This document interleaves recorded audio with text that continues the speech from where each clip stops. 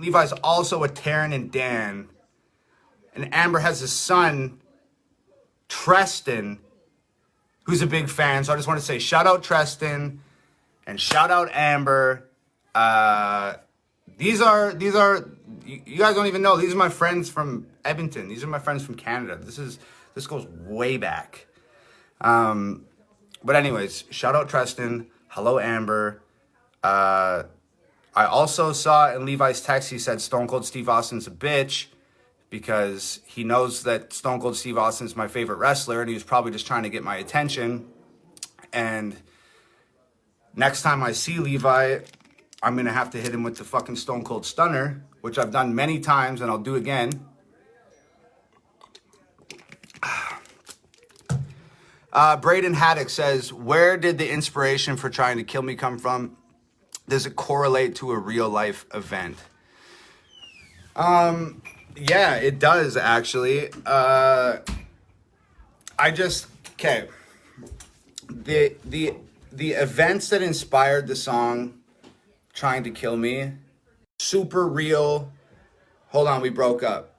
I'll start that again. The events that inspired Trying to Kill Me were not only A, super real, and B, super fucking terrifying, but C, if I tried to explain them and tell you guys, we just broke up again. If I tried to tell you guys what those situations were and what those events were, I would sound like a fucking crazy person. And I also don't think it's in my safety's best interest to discuss those things on a super public platform. If you come to a show in October, I don't do meet and greets. I don't charge for VIP tickets. I hang out at the venues. I sign every single autograph. I take every single picture. I shake every single hand. I do all that. So if you come to a show in October, come to me, ask me that question. Yo, what happened? What inspired Trying to Kill Me? And I'll tell you in person. And we'll just leave it at that.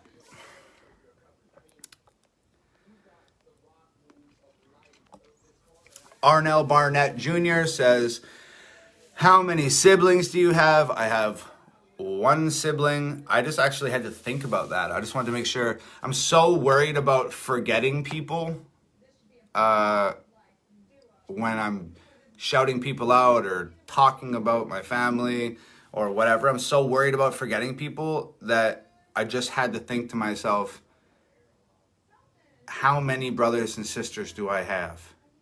Because I really didn't want to fuck up and hurt somebody's feelings. But I only have the one sister. She's a badass. She's probably watching right now. I love you, sister. Joy D. Reeves says, are you mad that Georgia opened back up? No, I don't give a fuck about Georgia. Open back up. Do your thing. I hope that it's fine. Because if Georgia opens up and there's not like a surge in coronavirus cases, then that probably means it's safe for us to go back outside, and that would be great because I'm fucking sick and tired of being in the house. Like I said, if it wasn't for Nova and her asthma, I would have been out this motherfucker a week ago. This shit has been driving me crazy.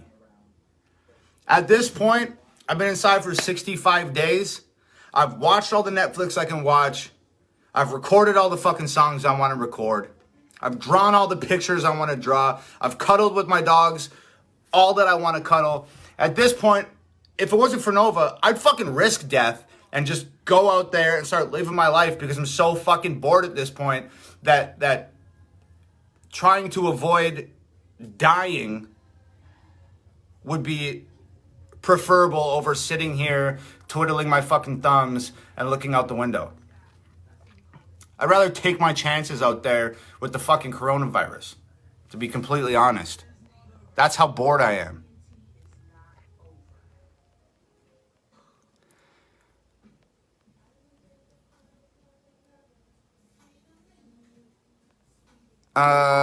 Brian Duffy says, talking point, I like your shit. What does your live performance feel like? Real talk. I I think they're pretty good. My shows are fucking lit.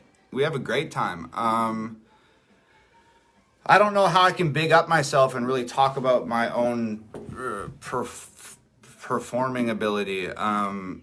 Ask somebody that's been to a show. They're fucking good shows. That's all I can really say. I have a blast on stage. The people in the crowd have a blast. I jump off the stage, get into the crowd, have a blast with the people in the crowd, get back up on the stage, get off stage, have a panic attack, sign autographs, eat granola bars, panic again, go back to the hotel, and then on to the next city. But I think that everything I do on stage is pretty cool. I was a pro wrestler before I was a musician, so I have a little bit of experience being in front of people doing stupid shit, so. Dylan Finch says, at what point in time did you realize that you made it? I don't think I've made it now. Not to the point, not to the, I mean, that's a tough question to answer. I'm not swinging a hammer anymore. I'm not taking the bus to work every day at 5 a.m. I'm not starving, barely being able to afford groceries. I'm not doing that anymore, which is nice. So I guess from that sort of perspective, I've made it. But I haven't, I feel like this. If you arrive at a point in your life where you're like, and I've made it now, like, yeah, this is what I was trying to do. I've made it. I feel like that type of complacency and that type of comfort breeds like laziness,